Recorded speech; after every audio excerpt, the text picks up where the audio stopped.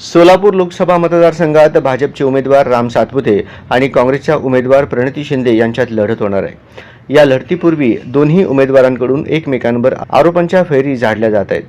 त्यात आता राम सातपुते यांनी माजी मुख्यमंत्री सुशीलकुमार शिंदे यांच्यावर खळबळ उडवून टाकणारा आरोप केलाय। मुख्यमंत्री असताना सुशीलकुमार शिंदे यांनी दहशतवाद प्रतिबंध कायद्यानुसार कारवाई करण्यात आलेल्या सोलापूरमधील 12 अतिरेक्यांना वाचवायचे काम केल्याचा आरोप सातपुते यांनी केला होता। हवं तर या संबंधित यादी देखील देतो, असे सातपुते यांनी म्हटले आहे।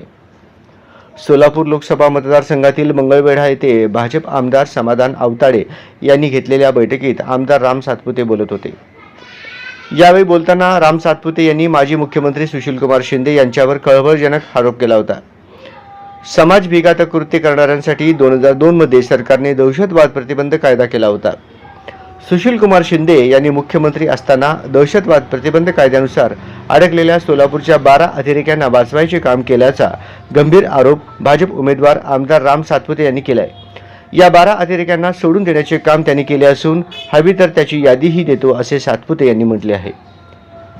महिन्यातून 2 दिवस मतदारसंघात यायचे आणि एकदाच फोटो काढायचा, तोच फोटो तिकडे 15 दिवस दाखवत भेटी दिल्याचे दाखवण्याचे काम ताईने केले आहे। असले धंदे मी करत नाही, असं म्हणत सातपुते यांनी प्रणिती शिंदे यांना टोला लगावला। तसेच आजवर 75 वर्षात कोणी हिंदूंना आतंकवादी म्हणायचे धाडस केले नव्हते, ते या सुशीलकुमार शिंदे यांनी केले। ते सोलापूरचे कलंक असल्याचा घणाघाती टीका आमदार राम सातपुते यांनी केलाय। दरम्यान आता सातपुते यांनी केलेल्या या आरोपावर आता सुशीलकुमार शिंदे आणि प्रणिती शिंदे काय उत्तर देतात हे पाहणे महत्त्वाचे ठरणार आहे।